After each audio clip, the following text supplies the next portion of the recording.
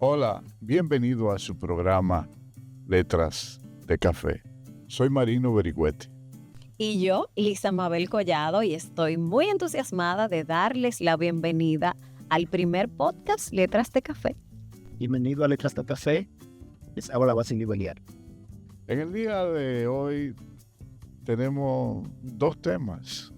Claro, el primero, todo el mundo habla del Premio Nobel de Literatura 2024.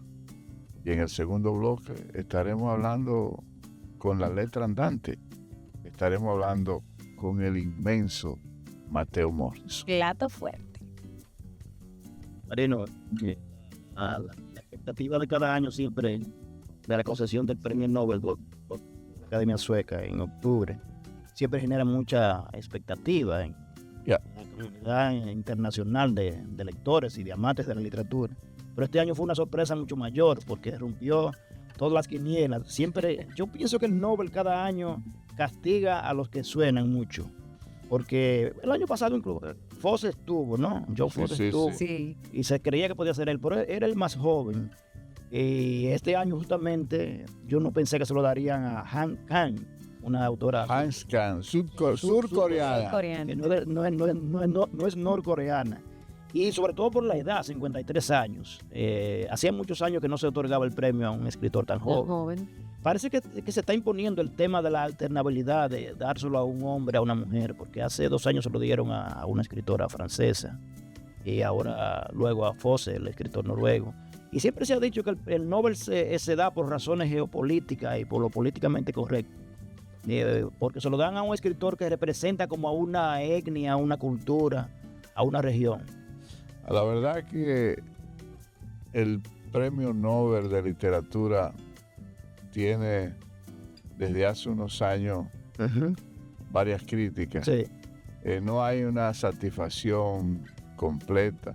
Lo que lo están esperando desde hace mucho tiempo no le llega. Exacto. Lo que suena mucho tampoco le llega.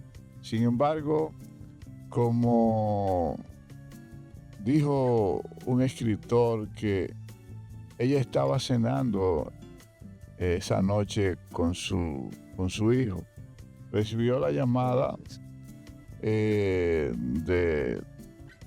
los suecos y le preguntaron que qué hacía. Era un día normal. Y la primera yo creo que se impresionó. Y la primera en no esperar ese tan codiciado premio fue la escritora Han Kang, que empezó escribiendo poesía y dice las motivaciones que es no solamente por su impresionante prosa, sino en el manejo psicológico que le da a los personajes. Realmente hay pocas literaturas traducidas al español. Vamos a tener que esperar porque aquí todavía en el país las librerías, apenas había 4 libros porque yo los llegué a ver, nadie le hacía caso. Inmediatamente se anunció el premio Nobel, los 4 libros que habían se fueron de una vez y uno va a tener que esperar para poder leerla. Ni siquiera, oye bien, ni siquiera en Amazon está todavía en Kindle. Tal parece que vamos a tener que esperar igual que el premio Nobel anterior, pero ha levantado mucho polvo, muchos comentarios, algunos positivos, otros negativos. Uno entiende que debió de haber tenido una obra más dilatada, o una trayectoria mayor. Otros entienden que sí, que es darle una buena oportunidad a una gente joven. Pero vamos a escuchar también a Elisa, a ver cuál es su opinión, porque es como la otra esquina y es mujer. A mí sí de verdad que me tomó por sorpresa este año y el anterior. Sí. Ocurrió con los dos, con Fosse y con ella.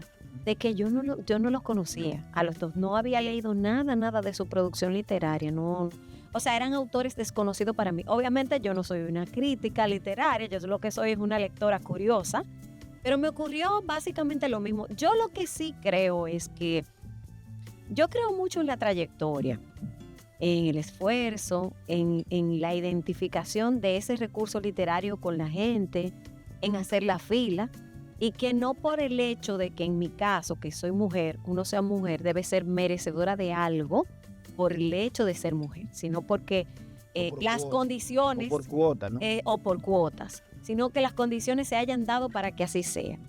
En este caso, yo compro ese argumento de que hay que esperar para poder leerla. Yo me remito a opinar sobre eso un poquito más adelante, cuando yo ya haya leído un poco. He visto algunas reseñas que se han hecho sobre unos libros que ella tiene, unas obras, La vegetariana y el lenguaje griego. La clase de griego, dicen. Por lo que vi, también es una escritora que en su estilo literario explora esa inquietud que tienen algunos autores, sobre todo lo de las generaciones más recientes, de hablar sobre las experiencias humanas, sobre esa introspección, sobre la condición humana misma, esas reflexiones psicológicas que uno tiene y que va tomando, levantando para escribir de las mismas vivencias del día. Hay como toda una ola, si ustedes se fijan, como en torno a esos temas. Pero a mí particularmente me sorprendió porque yo no la conocía a ella, hasta ahora que recibió el premio. Sí, a veces los que más suenan son, por ejemplo, Murakami, todos los años aparecen en las quinielas. Lo mencionaban ya. Ahora que tú mencionas eso, en las redes sociales yo vi un meme que la llevaba ella detrás. Ah, sí, yo lo vi. ¿Tú lo viste? Y iba él conduciendo un taxi. Muchas veces no se lo dan nunca. Sí. Borges pasaba eso todos los años. Sí. Y él lo decía, no me lo van a dar nunca. Como se lo daban a un escritor, él decía que los suecos, los jurados, buscaban un mapa mundi y colocaban dedos. Este año le toca a Australia. ¡Qué barbaridad! A Patrick White, un escritor australiano. Mira, es importante que los amigos lectores, los escritores entiendan, a veces ganar un premio impone un estilo de escritura, Sí. una forma de ver el mundo, una forma de motivar a que otros escritores escriban similar, porque a veces uno dice, bueno, yo quiero ganar el premio Casa América, déjame ver cómo escriben los últimos premios, y uno lee a los ganadores, y usualmente eso es un despertar, es un, como dicen los paraguayos, un tesapé, que es una palabra en guaraní que quiere decir un despertar, un abrir una ventana, un ojo que se abre para curiosear sobre esa lectura. Yo estoy deseoso de que ojalá que para la feria del libro puedan llegar algunos libros publicados. Algunos libros, hay como 3 libros. Traducidos en español, ¿no? Sí. Lo que pasa es que muchas veces los escritores que ganan el premio Nobel o Nobel son los que se han traducido básicamente al inglés, al francés, no, muchas veces no al español, sino al inglés. El inglés es una lengua fundamental para ganar el premio Nobel. Sí, no, claro. Y luego el francés. Bueno, y América Latina desde el año 2010 no recibe un premio Nobel, que fue Vargas Llosa, el último. Y antes lo había ganado en el 90 por Octavio Paz, 8 años antes. Hay algunos países que le hace falta un premio. Oye, Argentina. Sobre todo porque tiene una deuda con Borges. Se lo debe. Argentina no tiene un César premio Aira Nobel. ha estado todos los años. Yo tenía una apuesta a César Aira, pues de verdad que yo apostaba emocionalmente por él, y apostaba y decía... Yo por Raúl Zurita, porque lo conozco, conozco bien su obra, pero tiene una desventaja muy grande, y es que ya ha habido 2 chilenos. Pero no lo vi en la lista. Yo no lo vi en la lista. Siempre estuvo en el año pasado, pero en esta. Sí, Raúl Zurita. Pero yo apostaba ahora, y Raúl Zurita se lo merece. Lo que pasa es que ya hay 2 premios Nobel chilenos, Neruda y Gabriela Mistral. Es muy difícil que se lo den. Bueno, señores, no se vayan, que vamos a una breve pausa comercial, y cuando regresemos tenemos plato fuerte, un invitado de lujo, Mateo Morrison, con nosotros.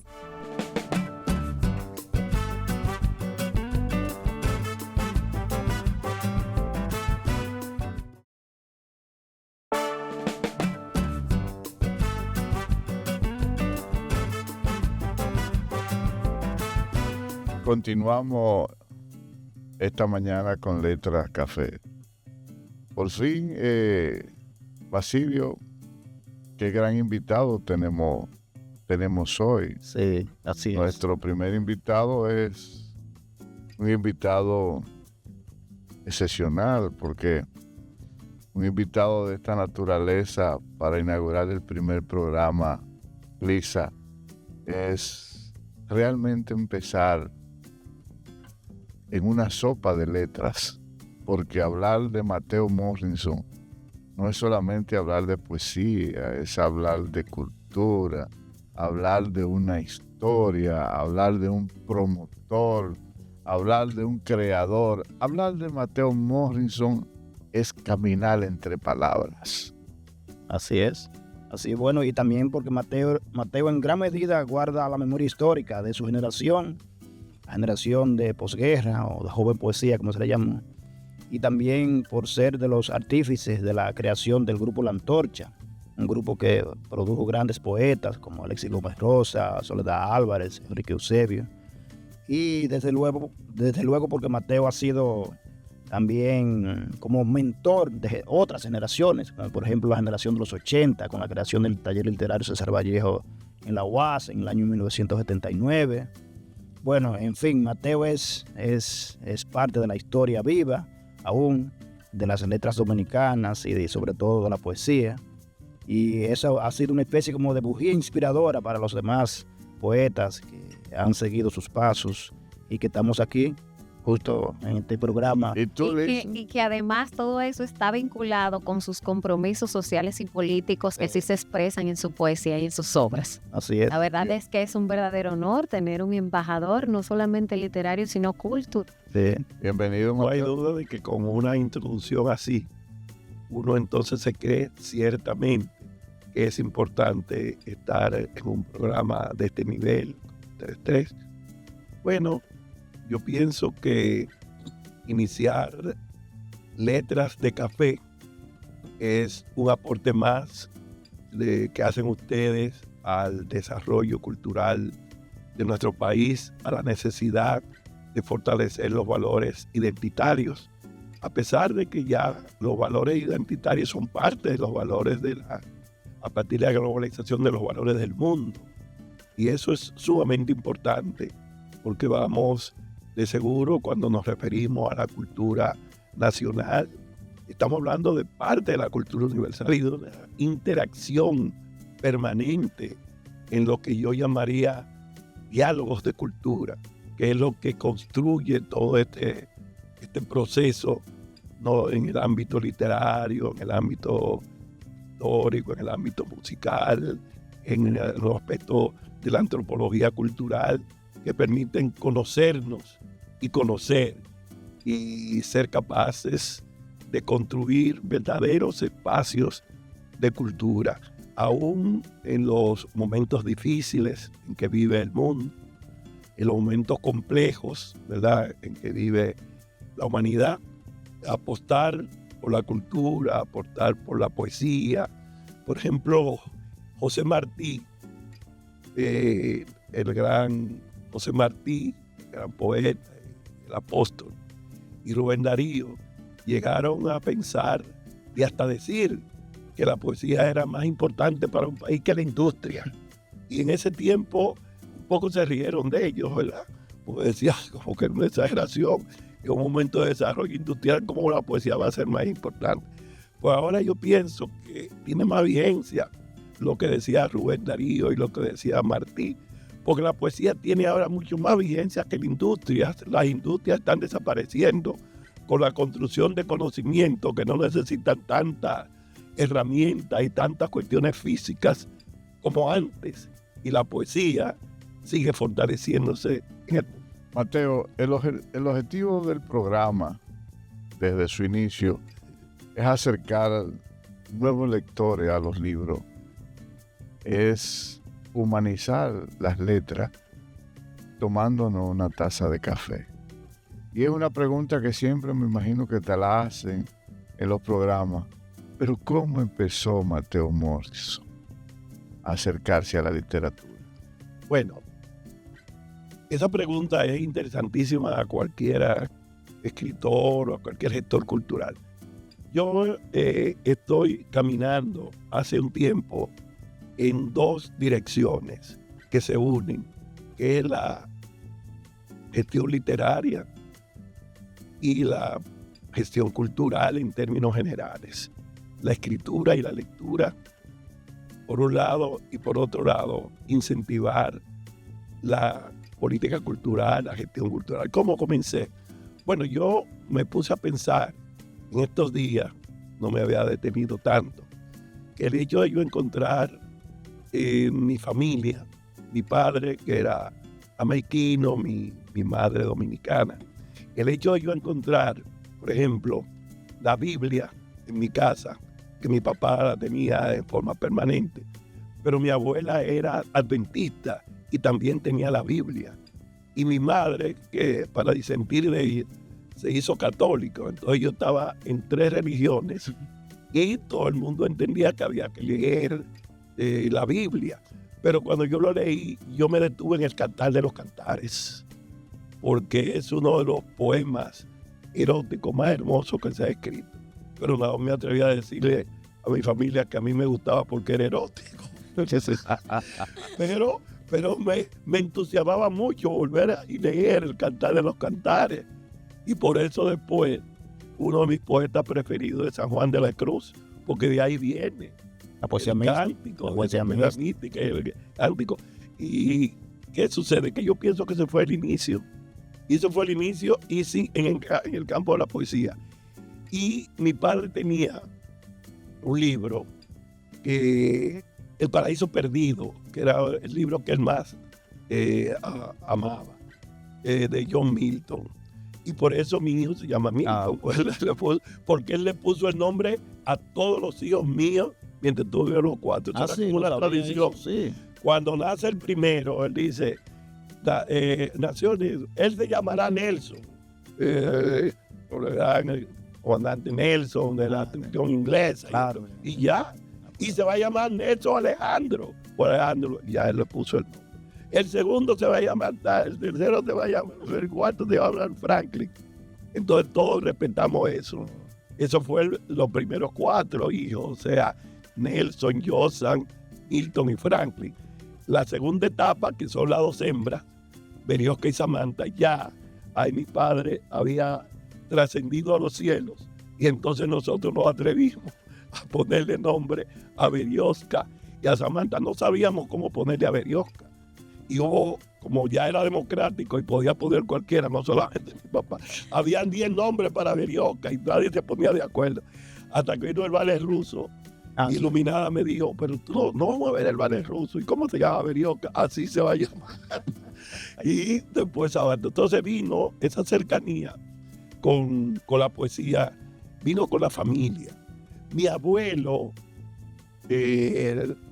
materno, mi bisabuelo materno, José Fortunato, tocaba música en la fiesta de San Cosme y San Damián y decía décimas. Entonces yo lo vine a saber después, pero yo veía como ese ambiente, también no solamente los Morrison, que ya mi padre había estudiado en Inglaterra y venía ya con una formación, ¿verdad?, intelectual, pero por el otro lado, la parte popular vino de los Fortunatos, de mi madre, de mi abuelo, de esa fiesta de San Cosme y San Damián, donde íbamos y se decían décimas. Yo creo que ese fue el inicio. Ahora, formalmente ya, tomar la poesía y la literatura con cierta responsabilidad fue ya con el grupo La Antorcha. O sea, siempre escribíamos y yo, todos escribíamos, pero fue con el grupo La Antorcha. Un día, yo dando clases en el Colegio San Francisco de Asís, no me tocaba dar clases de literatura, sino estaba enseñando inglés y francés. Y entonces vino y la profesora de literatura, doña Elcira, se enfermó. Y dijeron, bueno, vamos a poner unos días que de literatura a Mateo. Yo tendría 19 años, 20 años, 19 años, 20 años. Bueno, y me pusieron. Y todo ese grupo se entusiasmó porque yo era un lector y le traía libros, me ponía a discutir. Y salieron de esos 2 jóvenes que me dijeron, queremos hablar con usted, profesor. Y me dijeron, nosotros escribimos poesía y como sabemos que usted escribe también, nosotros tenemos plan de hacer un grupo. Y yo le dije, bueno, vayan el sábado a mi casa, era viernes, y ahí hablamos. Y ahí llegó Alexis Gómez y Enrique Eusebio, esos eran los estudiantes. Y cuando ellos llegaron a mi casa, yo le dije, aquí al lado hay un poeta, Rafael Abreu Mejía, que también escribe, y fuimos los 3, que era muy cerca, caminando hacia la casa de Rafael Abreu Mejía. Y entonces Rafael Abreu Mejía dijo, yo tengo el nombre, se llamará La Antorcha. Y Enrique Eusebio dijo, no, pero no lo formemos todavía. Pues yo hablé con una amiga que vive allí en el Ensanche y la vamos a visitar también, y dice Soledad Álvarez. Ahí comenzó el grupo La Antorcha. Ahora, en la parte de gestión cultural, se formó en todos esos movimientos clubísticos que había en todo el país. Los jóvenes de la Club de Mendoza y algunos de Almarroz, pero vamos a hacer el club de nosotros, porque era como una moda, había clubes culturales en todo el territorio nacional. Una efervescencia. Y entonces había una gran efervescencia. Poesía coreana. Sí, con todo eso, con su poesía coreana y todo. Entonces, bueno, vamos a hacer el club. Teníamos varios candidatos que entendíamos que debían ser los presidentes del club, porque eran los que tenían más formación, eran los que estaban José Miguel Escalfulleri, que ya estaba en la universidad, Juan Augusto Castellano, eran nuestros candidatos. Y entonces cuando se va a una elección secreta, ellos 2 dijeron que eran los candidatos, que declinaban en un tercer candidato, y resulta que fui yo. Me eligieron presidente del Club Cultural La Unidad. Y ahí comencé yo mi trabajo cultural ya como gestor cultural. Pero eso fue en enero de 1965. Y lo hicimos con tanto entusiasmo que encontramos un señor que tenía un gran terreno y nos dijo, mire, yo le voy a ceder eso para que construyan su club y 200 blogs. Y nosotros comenzamos una campaña de recolección para vamos a hacer un club pero con nuestro propio local, con muchísimo entusiasmo. Eso fue en enero. Y ya en abril, el 23, íbamos a hacer el 25, íbamos a hacer una gira de recolección de fondos. Ya está yo en la guerra entonces. Y de recolección de fondos.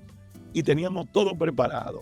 Yo fui a Los Minas a comprar, porque no había en la pulpería en ese tiempo, no era colmado, en la pulpería de mi casa no había pila de la pequeña para el radito que tenía.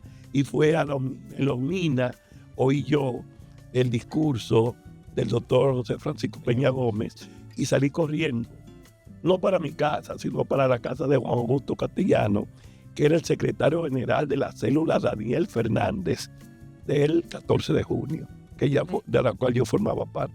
Y le fui a preguntar qué íbamos a hacer.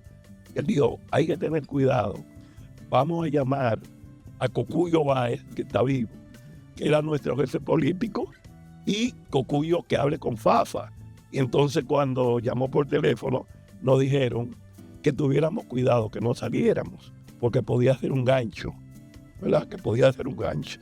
Y nos quedamos, pero expectantes, preocupados, porque ya la gente estaba aglomerándose hacia el puente. Y nosotros queríamos ir, estábamos entusiasmados, pero no nos atrevían por el problema de que no todavía. Hasta que Juan Augusto Castellano, y lo dijo en su memoria, dijo, se puso su camisa verde y su pantalón negro y el símbolo del 14 de junio. Yo no lo podía poner porque mi padre era extranjero y podían deportarlo. Y entonces mi mamá me decía, ten cuidado, no. Y ellos se vistieron, pero me llamaron, nos montamos en el vehículo de una chocín de Papito Mondreñé, un chofer dirigente de una chocín, y nos fuimos con algunas provisiones, sobre todo de la comida que íbamos a llevar y otras provisiones al Puente Duarte. Y dimos una declaración en Radio Televisión Dominicana, donde estaba en ese momento ocupada por los institucionalistas. Ahí está la declaración mía como presidente de la Sociedad Cultural en apoyo a la Revolución de Abril. De ahí en adelante hay otra historia. Es otra historia. Yo creo que esto es Rita Café, así. Yo nunca había dicho eso, yo estoy dando esta primicia. Yo creo que tengo una primicia. Es una primicia, yo no lo había dicho. Por eso era que Miguel de Mena decía, detrás de ti, Mateo, yo veo un fusil, ¿de acuerdo?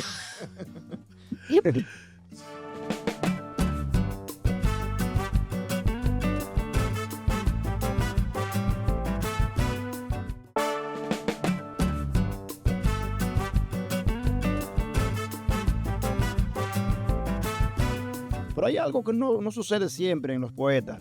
Y es que muchas veces hay poetas que como que hacen pausa, que descansan. Pero en el caso tuyo no, es una pasión inquebrantable con la poesía, escribiendo y promoviendo la poesía. Esa es una cualidad, yo creo que también es muy, muy meritoria en ti y que ha servido como de irradiación a nosotros, lo que hemos seguido detrás de la generación de ustedes. Bueno, Aida Cartagena dice, Mateo, yo no sé cuándo lee, pero lee. Yo no sé cuándo escribe, pero escribe. Eso decía Aida. Y para mí ha sido una motivación permanente en la acción cultural. Yo entiendo que eso ha sido parte de mi vida y ya no tengo otro camino que hacer. Yo he querido devolverme. Devolverme no dejar de escribir, sino dedicarme, como me decía mi hijo Nelson, cuando yo le dije, no voy a hacer una maestría en filosofía del mundo global, dice, Mateo, pero qué bien, poesía, derecho, pero quiere hacer derecho, pero no defender a nadie que haga nada. Y ahora filósofo, por ninguna parte hay recursos por ahí. Eso es una pasión, Mateo, que parece más que poética religiosa también. Bueno, yo comencé diciendo. No, pero que también en la poesía, Octavio Paz lo ha dicho, eso es también una forma de un ritual, no es una religión. Creo que sí, yo creo. La religión natural del hombre es la poesía, digo Novalis. O sea, en ese sentido, el hecho de pensar siempre en poesía en vez de orar, de rezar, por ejemplo, es una forma poética. Es una forma poética. Y en realidad, yo no he escrito tanto, yo tengo una buena cantidad de obras. No he publicado tanto, pero yo lo aseguro que sí he leído siempre. Siempre he leído mucho. Bueno, eso que decía Aida. Yo no quiero repetir, pero es inevitable que otros se jacten de las páginas que han escrito. Yo, de las que he leído, mis noches están llenas de Virgilio. Decía Borges. En ese camino, que indudablemente ha parido una rica producción literaria, ¿en qué momento se descubre ese Mateo que escribe, que ese estilo literario está marcado por la introspección, por la reflexión sobre esos temas de la condición humana y que se ven reflejados no solamente en algunas obras, sino en la poesía? Por ejemplo, en los poemas de los años por venir, que tiene como una connotación muy personal de esa perspectiva social y política que se vive en todos esos movimientos y que se transmite a través de la poesía y de la cultura. Bueno, en realidad, eso es uno de los grandes enigmas de uno mismo como escritor. Por ejemplo, en una de las reuniones que teníamos del Comité de la Semana Internacional de la Poesía, decía José Mármol, nosotros decimos Uche, decía, bueno, pero Mateo antes escribía poesía política, pero ahora Mateo se ha dedicado a escribir poesía erótica y cada vez más erótica. Con la madurez. Con la madurez, me decía él. Digo, bueno, no sé, yo no tengo una explicación a eso, ¿verdad? Pero me he ido inclinando porque, le decía yo, comencé fundando el taller César Vallejo. Ahora, al igual que Víctor Villegas, que le dedicamos la Semana Internacional de la Poesía, que comienza el jueves 17 a las 5 en el auditorio Juan Bosch de la Biblioteca Pedro Mir. Así como decía don Víctor, también yo quiero repetirlo. Él hablaba, él decía que la poesía casi era todo, él decía que la poesía también era ciencia. Sí. O sea, era matemática. Era matemática, era todo lo concentrado. No son cuatro. ¿Dónde existe eso? Eso es poesía, decía. Sí, o sea, la poesía como centro y de reflexión. Entonces, eso ha ido evolucionando en todos los escritores. Entonces yo, después que yo fundé el taller, entonces lo que estoy es dejándome la primera etapa influir por los destacados poetas de la generación del 80 y tratando de escribir algunas cosas así para parecer un poco moderno, ¿verdad? Manteniendo para mantenerte joven, ¿verdad? Incluyéndole algunas ideas innovadoras. Totalmente para lograr el enganche de la nueva generación de lectores. Mateo, hablando de la Semana de Poesía, quisiera que nos hables un poco. Claro. La Semana de Poesía es un evento que todo el mundo lo espera con ansia. Sí, que fue una idea de Mateo. Y no solamente que ha sido una idea de Mateo, sino que el país poético, el país de la letra, los jóvenes que se han integrado a escuchar poesía, porque ahora un evento no solamente también es escribir, hay un despertar de la poesía. La poesía está de moda. Entonces, hablan un poco de ese. Sí, con mucho gusto. En realidad, la dedicatoria de actividades a Salomé Ureña de Enríquez, 21 de octubre, su nacimiento, Día Nacional del Poeta, era una tradición que se venía realizando hace bastante tiempo, desde que el doctor Joaquín Balaguer emitió el decreto que creó ese día para Salomé Ureña, que era sin duda una de los preferidos, de las diosas de la poesía para él y para nosotros también. De ese momento hubo siempre actividades de un día para Salomé Ureña. Y cuando llegó el Ministerio de Cultura, Secretaría, yo recuerdo que Tony Raful me dijo, y estoy revelando muchísimas cosas, Mateo, vamos a hacerlo de Salomé, pero vamos a hacer también algo de Fabio Fiallo. Hicimos una actividad, una ofrenda también en la estatua de Fabio Fiallo en esos días. Pero cuando llegó la gestión de José Rafael Antigua, algunos de nosotros, lo que estuve yo, le planteamos hacer un festival de poesía. Ese festival de poesía duraba 3 días, más o menos, 3 días, casi siempre los fines de semana, con recursos del ministerio. Pero yo tengo que decir en reconocimiento a José Rafael Antigua, que antes de comenzar ese proceso, él personalmente se encargó de ampliar el Día del Poeta, incluía no solamente la ofrenda floral, sino un almuerzo, una cena con los poetas. Y yo llegué a verlo a él personalmente organizando una exposición de poesía. Entonces se hizo, nos apoyó creando ese festival. Era cada 2 años. Cada 2 años. Y se hicieron 3. Sí, 3. De mucho nivel, se hicieron 3. El primero fue dentro de la Feria del Libro y el otro tomó su independencia y vinieron poetas importantes. ¿Qué sucede? Cuando termina el ministerio y nos enteramos de que no iban a hacerlo el festival, que habían otro proyecto. Entonces yo llamo a José Mármol en primer lugar, después llamo a Basilio, a Plinio, al grupo que estaba, a Ángela, a Soledad, que estábamos ya, a Leonfeli, ¿verdad? Que estábamos ya en el festival. Y le digo, vamos, yo tengo una idea de que hagamos una Semana Internacional de la Poesía. Y yo nunca olvido que Ángela, cuando nos fuimos, dijo, Mateo, tú te metes en cosas, porque si en 3 días no das a ver una semana entera. Digo, pero vamos a experimentar. Llevamos 13 y han sido exitosos. Y cada año. Y no cada 2 años, como antes del festival, es cada año. Llevamos 13. Y ahora vamos a publicar, que hemos publicado, una colección ya con los poetas que han venido a los festivales. Ahora ponemos en circulación en el Centro Cultural de España, específicamente el día 20, a las 5 de la tarde, vamos a poner en circulación la antología que recoge los poetas que vinieron en los 2 últimos festivales, en el 11 y el 12, y lo ponemos en circulación ahora. Esa es la Semana de la Poesía y vamos a recorrer diversas partes del país. En Santiago tenemos solamente 2 recitales, porque Santiago va a ser el centro, pero es poeta de toda la región norte, de poetas de la región este en San Pedro, de poetas que lo hicimos el año pasado en La Romana, lo hicimos en Asua el año pasado, pero este año lo vamos a hacer en Baní, pero no poeta de Baní, sino un poeta de Barahona, un poeta de San Juan, un poeta de la región. Y vamos también a hacer un acto que es muy importante, que es un encuentro popular en Sabana Perdida, ¿verdad? En Sabana Perdida vamos a todos los poetas internacionales a leer, ¿verdad? Donde, eso es en la estación del metro.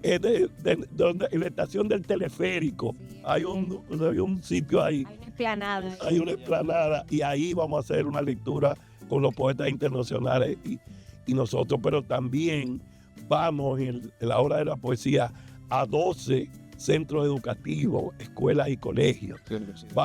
Y otro día vamos a las universidades, a 6 universidades. O sea que es un conjunto de acciones diversas. Tenemos el centenario de Víctor Villegas, puede haber un panel acerca de Víctor Villegas y su obra y una exposición de sus libros, pero va a haber una lectura de 10 personalidades de diversos ámbitos, pero no necesariamente poetas, que van a leer la poesía de Villegas. Pero también tenemos un foro sobre el surrealismo. El centenario. Por el centenario, donde 3 de nuestros invitados internacionales van a ser conducidos por Plinio Chaín, que ya le mandó alguna propuesta, no se lo pierdan, ninguno, pero ese no se lo pierdan, ese va a ser de verdad, ese es el surrealismo, que ya vendrán los debates y vendrán los diálogos, y alguien se preguntará, pero ¿cómo? Si el surrealismo surgió hace 100 años, Pablo Neruda escribió 20 poemas de amor y tiene una zona surrealista. Esos debates vendrán, no dejen de ir a esas actividades. Mañana se va a publicar, se está publicando por las diversas redes, pero se va a publicar el programa completo. Esas son actividades abiertas al público, o sea, para que masivamente todo el que quiera interactúe con esta acción cultural de ese comité de 11 de nosotros, pero un comité que ya tiene como 5 que en los próximos días van a ser también parte del comité. No me pregunte. Pero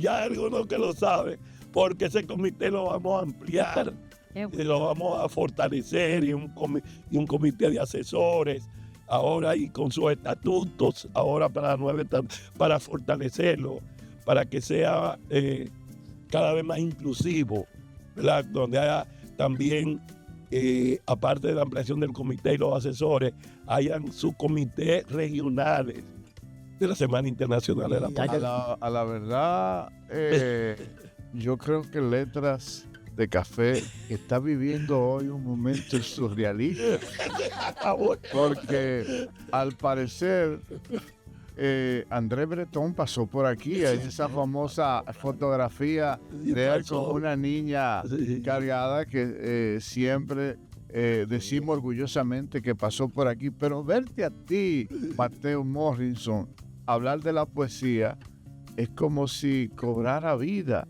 como si la juventud le llegara en ese instante como algo surrealista. Yo creo que antes de ir a una pausa, y voy a dejar en el tintero, ¿qué más viene después del festival, Andrés? Nos vamos a una pausa.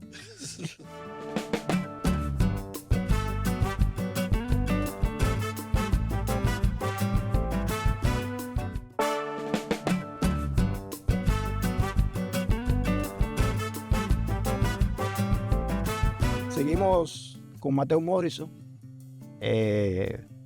Un plato fuerte aquí. Y queríamos preguntarte, Mateo, bueno, yo conozco bien la historia de la Feria del Libro, porque he estado siempre involucrado en la organización, bueno, durante mucho tiempo, pero casi siempre la Feria del Libro se le dedicaba en homenaje a un autor de manera póstuma. En el caso tuyo, es un caso, bueno, digamos, muy, muy valorado, porque muchas veces hay personas que entienden, que piensan que estos eventos deben dedicarse a autores vivos, ¿no? Yo recuerdo que en una ocasión a Marcio Veloso Mayolo se le dedicó en vida, a Juan Bosch, y creo que solo a ellos, y a Pedro Mir, y luego creo que al padre Arnaiz y al padre Sáez, me parece. Entonces, en ese sentido, Mateo, situándote en esa tesitura y en esa dinámica, ¿no?, de dedicatoria de la Feria Internacional del Libro a un autor vivo, ¿qué ¿qué sensación te produce? ¿Qué estado anímico en lo personal y desde el punto de vista de tu consagración a las letras? ¿Ha habido, esa consagración es una especie de expresión de un acto de justicia por tu trayectoria y sobre todo por lo que ha hecho con la literatura dominicana, en gran medida por el hecho de ser una especie como de padrino de la generación de los 80 y por ser un promotor vivo, muy dinámico en la proyección de la literatura dominicana y también en la difusión de la literatura que se hace en el país? Bueno, en honor a la verdad, como yo estoy revelando cosas importantes en este primer, y te voy a revelar exactamente lo que sucedió. Yo estaba pensando en varias personas que no se le han dedicado a la feria del libro, todos fallecidos. Si alguien me hubiera preguntado, yo tengo varios candidatos, yo tenía varios candidatos. Si me hubieran preguntado, pues yo no soy funcionario del ministerio y no tengo ningún poder de decisión de a quién se le dedica, pero digo si me hubieran preguntado. Cuando a mí me llegó la carta diciéndome eso y diciendo que sí aceptaba, se juntaron dos cosas, la razón y la sin razón, porque la carta se desapareció. Y yo digo, pero ahora no puedo contestar la carta porque no sé dónde la puse. Pero también me impresionó mucho. Y entonces, un día, llega mi hijo Nelson, el mayor. Iba después Milton y Frank, iban a una reunión conmigo. Y me dice, Nelson, pero tú no dijiste la cuestión, tú no has contestado todavía la carta aceptando. ¿Tú quieres que se la ponga? Se la diga ahora. O a ti no te interesa. Digo, no, lo que pasa es que la carta te mete, pero en lo que la carta aparece, di que sí. Un mes y medio después, yo respondí la carta del ministerio, aceptándolo.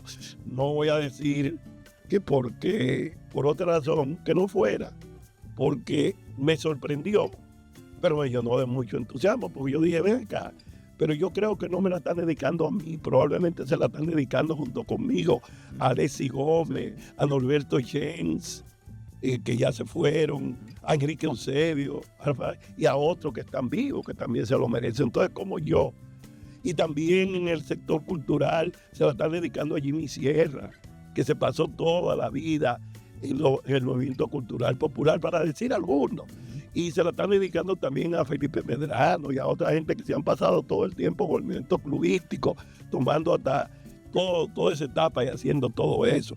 Entonces yo tengo que decir que sí, porque yo tengo que decir que eso sencillamente es que me han dado el honor de yo representar a mucha gente que ha trabajado por la cultura y que yo soy un instrumento para eso.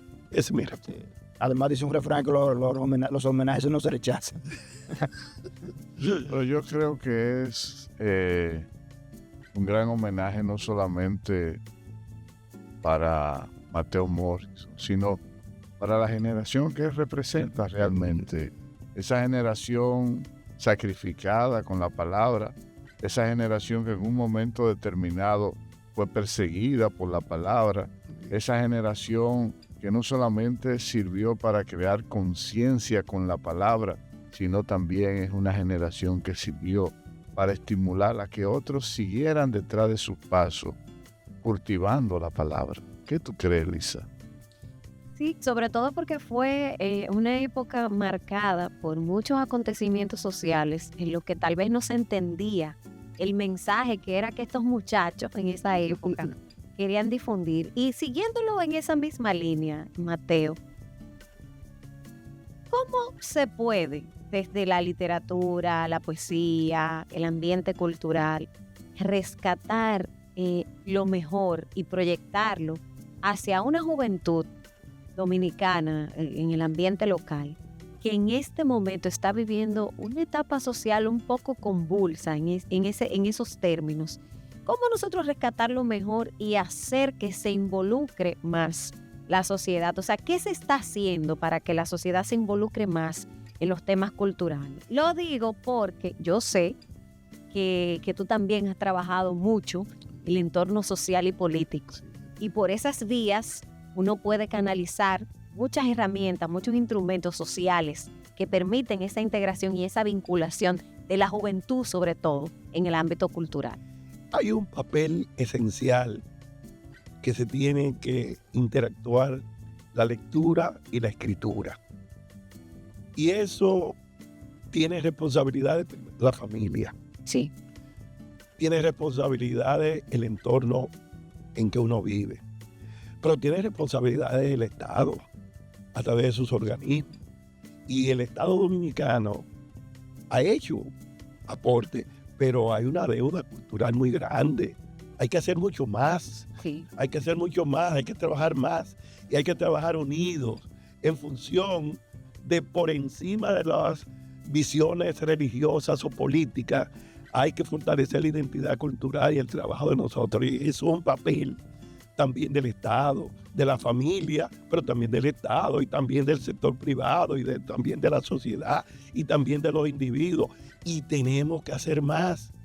Tenemos que hacer más desde los organismos oficiales, desde el Ministerio de Cultura, del Ministerio de Educación, del Ministerio de Relaciones Exteriores, desde todos los espacios. Pero no podemos tampoco dejar solo al sector oficial. Es un trabajo también individual y hay que reconocer toda la trayectoria cultural. Y en estos días, por ejemplo, alguien me decía, Mateo, pero cuando hablamos de cultura, tú tienes que reconocer que hubo etapas en que se afectó el desarrollo cultural por la falta de democracia. Sí. Digo, sí, es cierto, pero en esa etapa en que se afectó el sector de la democracia, también hubo otros aspectos de la cultura que fueron fortalecidos. Y es un ejemplo. Yo escribí un artículo en el suplemento aquí, en mi columna, donde me oponía a la construcción del Teatro Nacional por el precio que tenía, por el costo que tenía, y decía que con ese dinero hicieran 30 teatros, uno en cada provincia. Y ahora, después cuando yo terminé los estudios en administración cultural, estaba muy orgulloso de decirle a todos los que estaban allá, vaya a mi país para que conozcan la Plaza de la Cultura. Entonces eso es un aporte a la cultura material. Y entonces no podemos, cuando analizamos la etapa política de un gobierno, no podemos solamente hablar de un aspecto. Tenemos que decir que la cultura hemos aportado todo y ese es un aporte. Para poner un ejemplo, y la restauración de la ciudad colonial, para patrimonio de la humanidad, bueno, pues también en el gobierno del doctor Balaguer se hizo eso, y eso se lo reconocemos, y también le cuestionamos la parte política y la represión, pero reconocemos eso. Entonces el aporte a la cultura somos todos, y desde todos los ámbitos que tenemos que hacerlo, y la responsabilidad oficial tiene que fortalecerse del Estado, y de la familia, y de las comunidades, y de todos los espacios de la realidad nacional. Hay que aportar a ese desarrollo, porque tenemos que apostar un día y pensar en el futuro que construyamos un país de lectores. Es verdad que no podíamos empezar el primer programa sin la presencia en Letras de Café de una persona como Mateo Morrison. Mateo Morrison, te agradecemos tu presencia y de verdad que hablar contigo es hablar con una enciclopedia andante.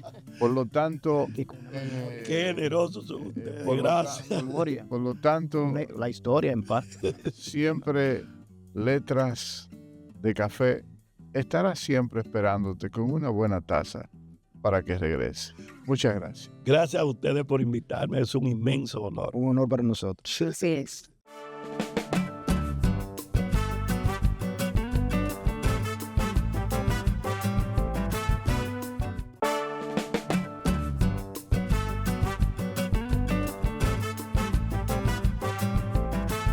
La verdad, Basilio, Lisa, que tener a Mateo Morrison con nosotros fue un gran plato fuerte, tal y como lo presentó Lisa.